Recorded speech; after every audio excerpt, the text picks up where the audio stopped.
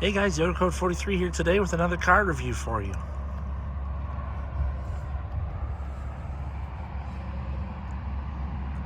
This is a 2021 Jeep Grand Cherokee L Overland four-wheel drive. First we'll do a little walk around. I'll explain some of the specs to you and some of the competition.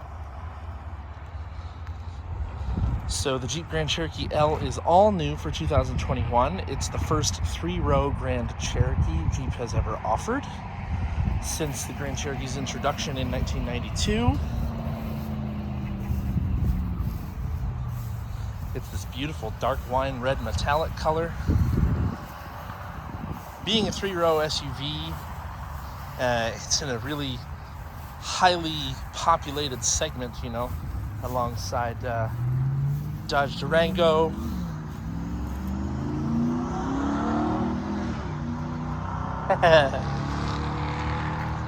you just heard a Ram TRX go by, and hopefully I'll be videoing that next. But a highly packed segment with the Ford Explorer, you know, I said the Dodge Durango, Kia Telluride, Hyundai Palisade, stuff like that.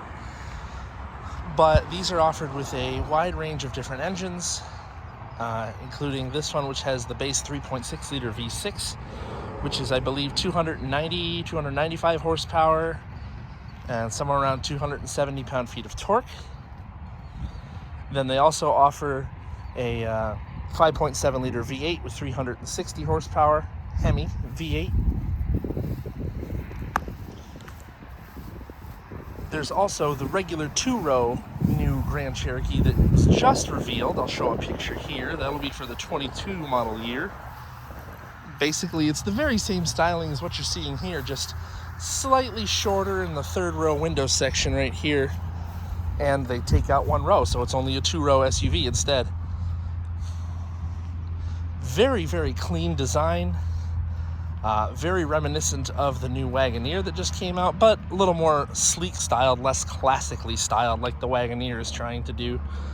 Hopefully I could do a review of one of those in a few weeks.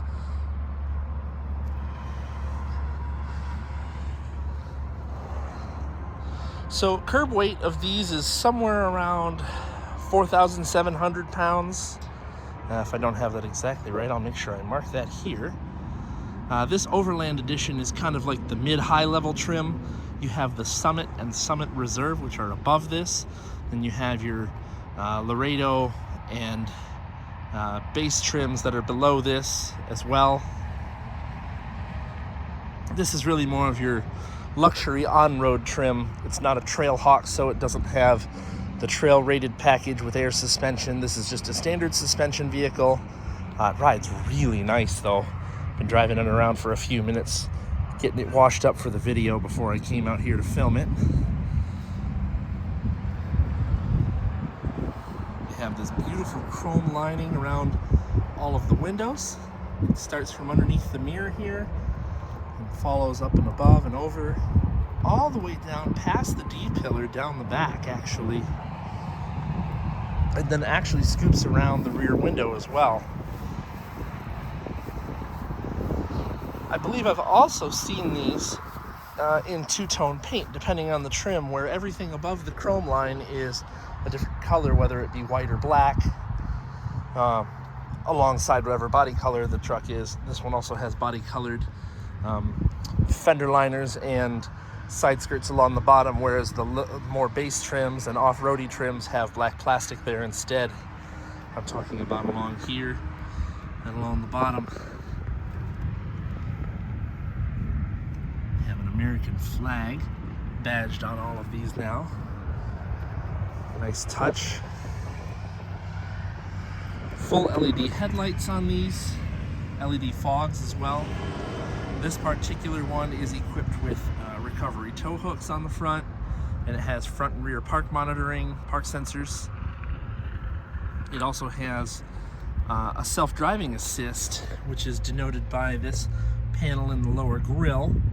It also has a front camera that keeps an eye out for collision alerts, as well as a front camera in the center of the grille here for off-roading or for checking your parking distance, whatnot. It has full 360 view camera, at least on this Overland trim. You can see the cameras up under the mirrors here. These door handles are big and bulky, and actually the whole handle comes out when you pull on it. Let's listen to the sound. That's a pretty satisfying chunk and click. Doesn't feel cheap.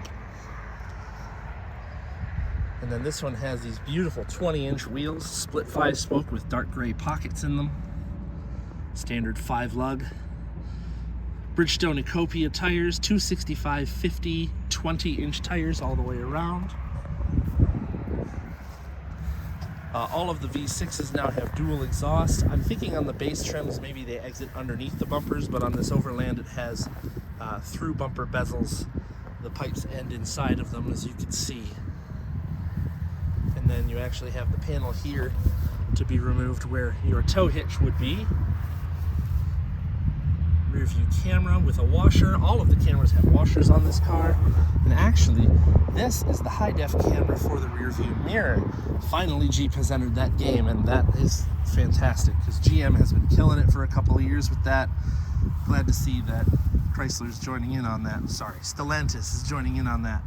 Full LED taillights. These are your parking light or daytime running light strips, which are very cool looking. And then you have your brake and turn signal in the gray areas of the taillight, along with your reverse lights as well on the intersection on the door. Standard issue push-in gas door, capless fueling now. Fit and finish, this is really nice, really nice.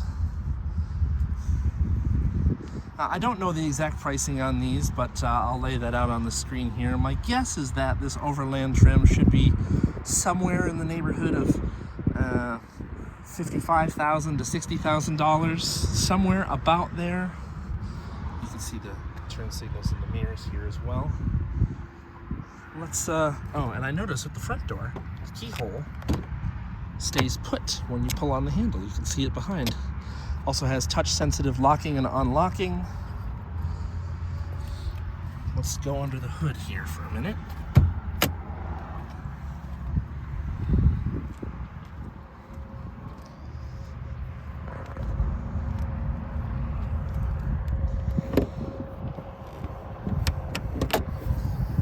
Hood struts.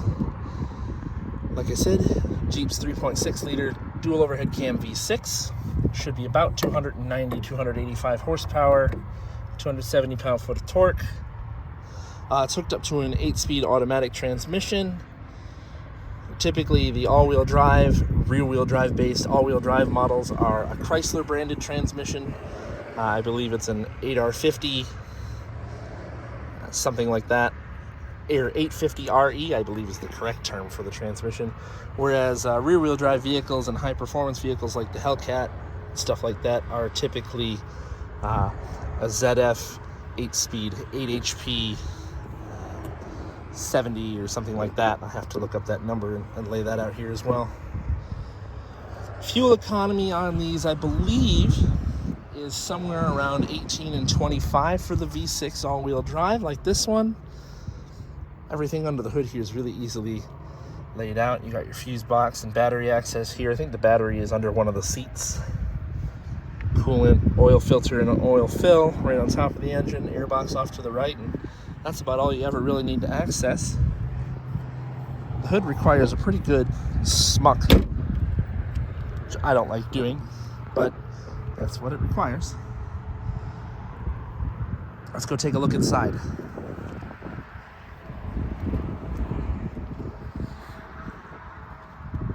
So we're actually going to start in the back seat here before we jump into the front. There's a lot to cover. So back seat, and the touch sensitive unlocking is on all 4 doors. Doors have these beautiful black wood trim and very highly detailed Macintosh sound system. All of the speakers on the doors have the name Macintosh actually lights up and fades out when you turn on and off the vehicle. And it's a nice, high-quality audio system. I haven't even had it that loud, and I'm impressed with it. There are sunshades, at least on this Overland model, fitted to the windows in the back. There are no sunshades on the third row windows, though. The seats in the back are beautifully stitched. Easy access to the third row as well. You basically lift up and the whole seat tilts up, forward, and slides out of the way to get back here. No trouble at all. And this is actually a pretty useful third row. You get your own independent map lights back here. There are charge ports and cup holders on both sides. And it looks like from here you can actually dump the third row seats. Oh, from both sides of the car. You can lay the third row seats down. Just like that. It might even be power. Cool. Does it go back up? Yes, it does. So power third row folding seat, and it does lay flat. You have a flat floor when they're down. This also has Stellantis's fam cam, as they call it, at least in the Jeep world, they call it fam cam, where you can look at all four rear seating positions. I say all four because there's not a bench in the middle, and you can see what's going on, like if you have a baby in the second row, or you want to, check on your kids who are rabble-rousing in the back seat. Everyone gets their own climate control vents as well. There's no fan control in the third row, but I assume it would be tied in with the second row's controls. Slide this back a bit. So I will sit in the second row here. You can control your flow on all of your vents there too. Yep, independent climate control in the second row. Heated second row seats as well. You have a typical household power outlet and then charging ports for USB A and C type.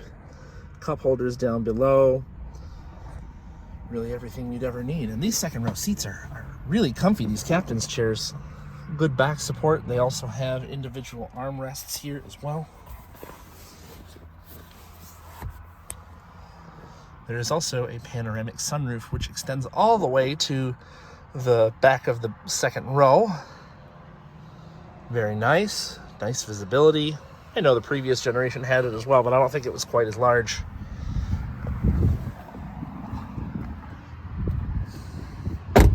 With that, let's check out the front seats. The door design is the same, front to rear, just a few more controls, obviously. Good pocket storage down below. All four doors have cup holders as well. The seats in the front are very comfortable, very adjustable. They have Overland stitched right into them on this trim. Beautiful perforated leather and white stitching. Full adjustability, lumbar, and I think they're 12-way seats. I think this is thigh support. So it is. I never played with that before. Nice. Very cool. This one's been fitted with WeatherTech floor mats as well, which fit very nicely. The dark wood goes all the way across the dashboard and into the other door. There are memory seats for both front seats, 2-position memory. I should say there are 2 memory settings you can put on. Now let's dig into the other stuff up here. So the center console has an upper and a lower section. It's pretty big. It is lit inside.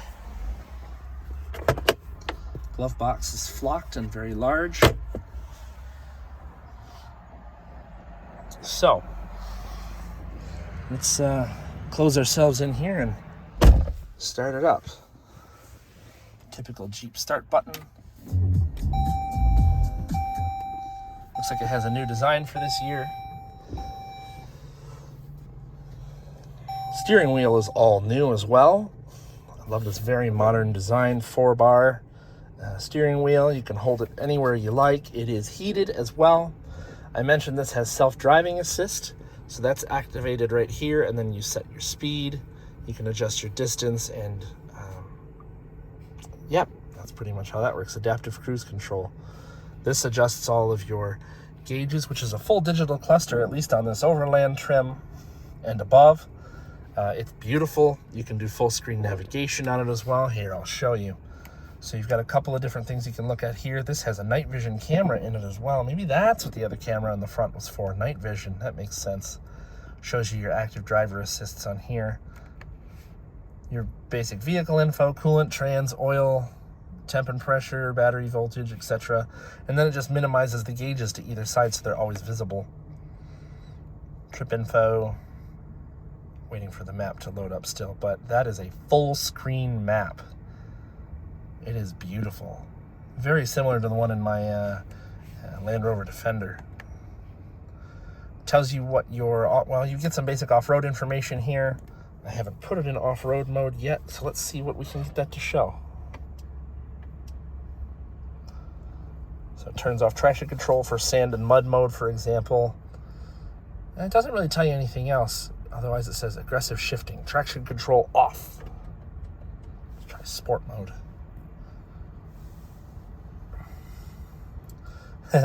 Just gives you a little graphic of a finish line. Put it back to auto.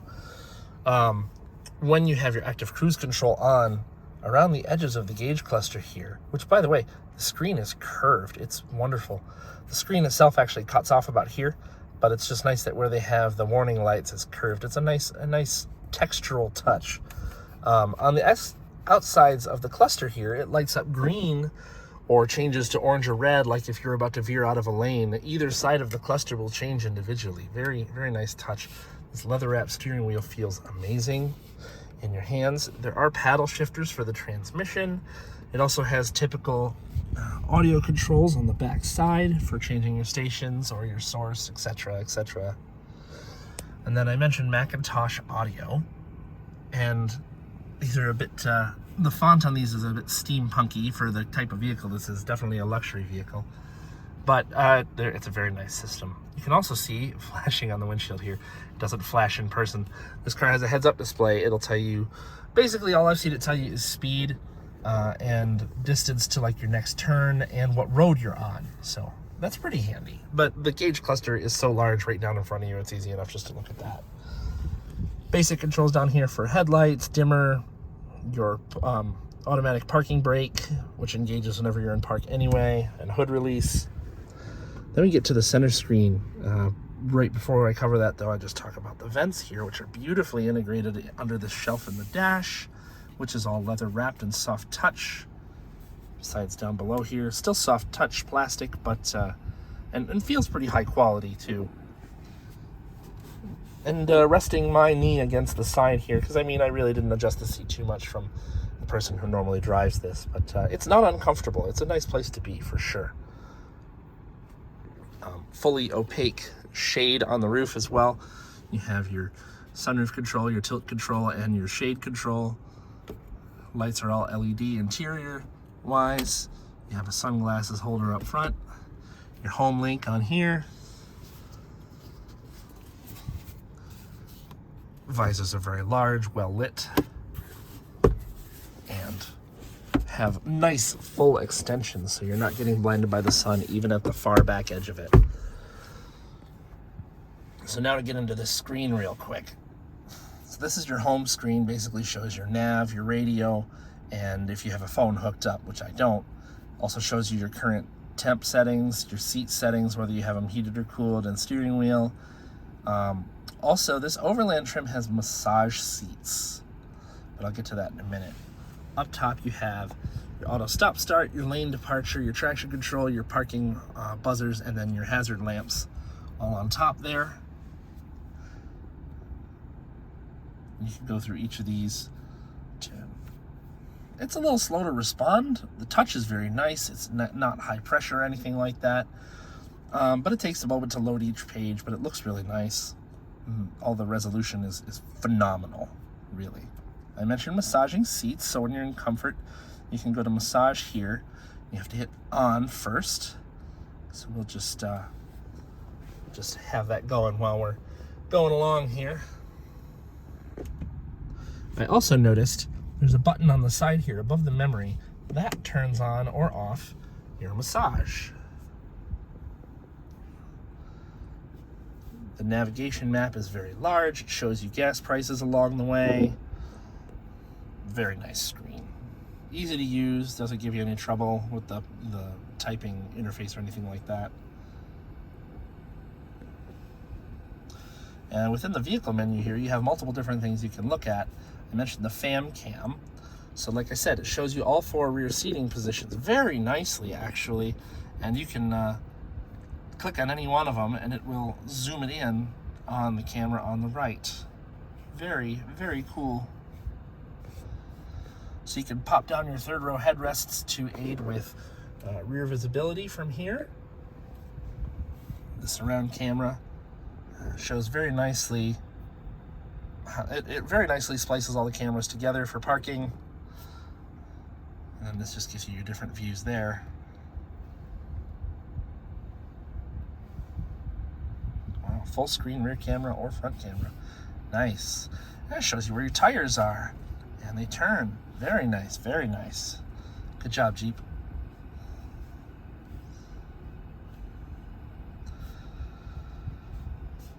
And then, what else do we have for off-road here? Oh, launch off-road pages. Well, let's see that. Okay. Shows your steering angle, shows you whether the transfer case is on or off. Ah, nice.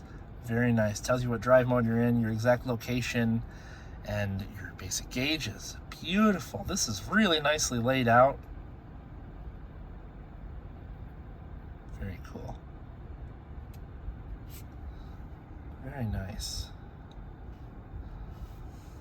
And then they have just your whole page of apps. There's a lot here. I mean, there's a lot in this system. So down below that, you have all of your hard buttons for your volume, your tuning, on and off, all of your seat heating and cooling and heated steering wheel controls. Nice up-down rocker switches for your temperature and fan adjustment. All your modes are easy to get to. Takes a few moments of getting used to. Other than that, it's pretty easy to deal with. So here, there are 2 sections that pop open. This is your wireless charger and all of your various charging ports, but you can keep it completely hidden away if you so choose. Your mode selector is here. Just push up or down for it to change. Rotary shift knob works fine. You can option on 4-wheel drive low. Yes, it has a 4-wheel drive low transfer case. Hill descent control. I'm guessing this is to reset your compass to true north. You also have your cup holders hidden underneath of here that are lit up at night. And I was going to show you the rear view mirror camera. It's a little glary right now, but the resolution is absolutely phenomenal, like the GM ones are. Can't be disappointed in that whatsoever. All right, well, other than that, I think we're ready to go for a drive, so I'm going to hook up some cameras and off we go. We're going to set off.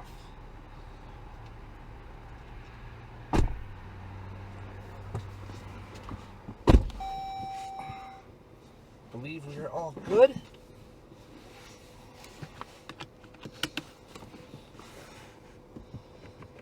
Nice comfortable 68 degrees in here.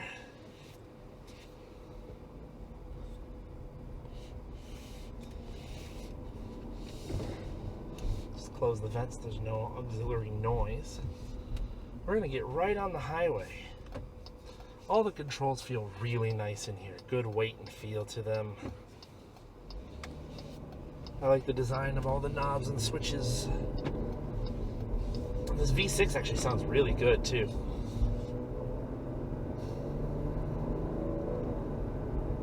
The transmission is quick to shift. It feels really good.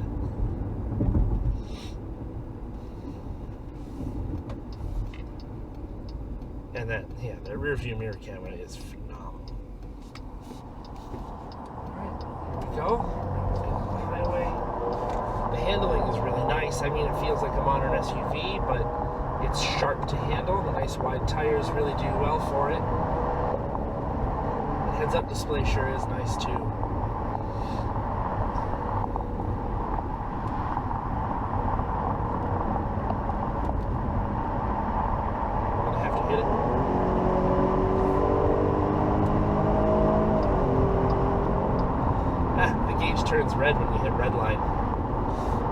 So we'll set on active driving assist. Hopefully it'll show up on this driver camera here that you can see the green on the edges of the cluster here, but if I hover too close to one side,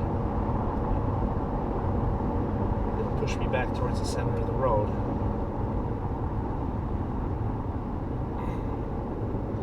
Yeah, I mean, it's really quiet in here, even with a sunroof.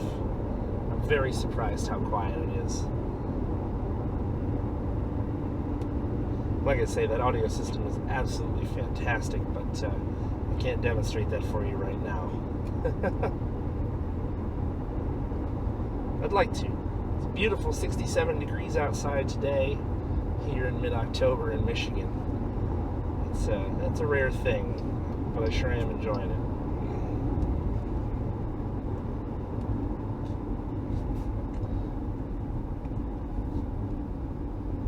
Swap this over to the full screen map. Hopefully it'll pick that up a little bit.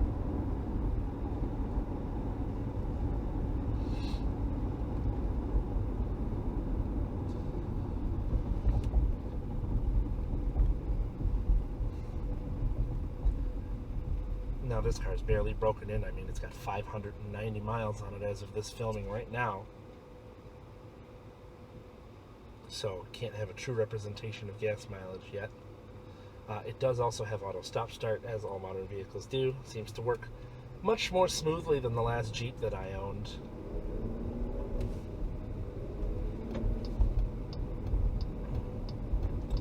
Getting onto a surface road here.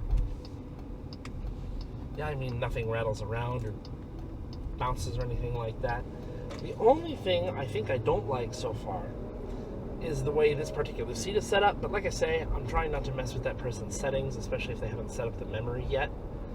But the massage makes up for it. I don't feel bad about that at all.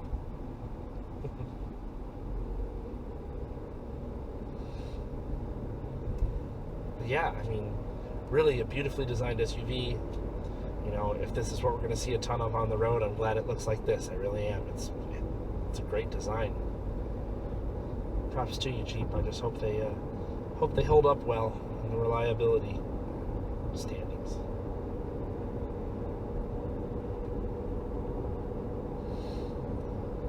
Yeah, just cruising along at 55. It's almost silent in here. It's beautiful. Curious how that intake noise will come out on the hood camera. Did some filming with this same camera the other day, borrowed from a friend, and it made pretty good noise even through the totally closed door. I'm going to flip back around here, get back to my original location before I shut this video down. Maneuverability is also really nice in here too. I mean, for being a longer SUV, it handles really well. You can get around parking lots with ease. The rear view camera is not the best I've seen. Excuse me. Not the best I've seen, but certainly large enough that you don't really have to worry about the quality of it too much. I kind of wish it was on the same definition as the rear camera, because that's the rear view mirror camera, because that's phenomenal.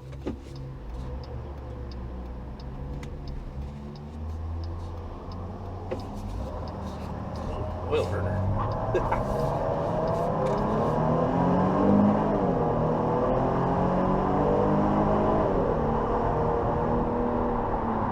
Certainly happy to get up and go considering the weight of the car. Like I say, I think it's somewhere around 4,700 pounds, but I'll have noted that earlier on in the video here.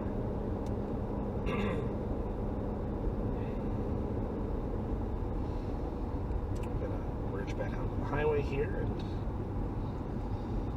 hopefully go pick up the other vehicle I'm videoing today, which is pretty freaking cool.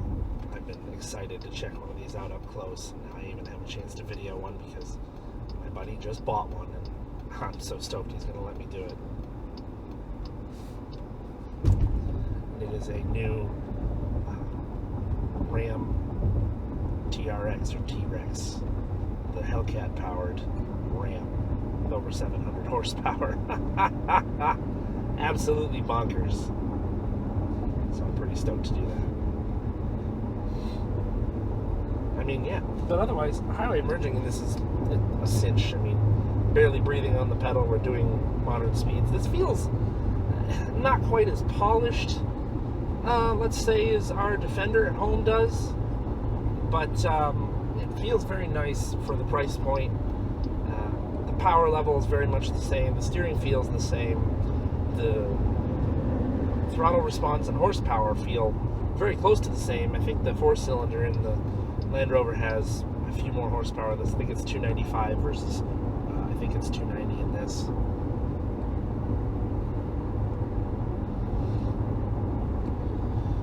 Yeah, but other than that, I'm gonna sign off this video here and just say I hope you guys enjoyed it. I got plenty more coming. I'm trying to make more regular releases again after that large hiatus after the Eclipse video I did. Just got busy at the end of summer with all sorts of different things and not a lot of time or motivation for editing late at night like I usually do. So we'll see you guys next time, and yeah, stay tuned for some more interesting stuff. That T-Rex is going to be pretty exciting. See ya.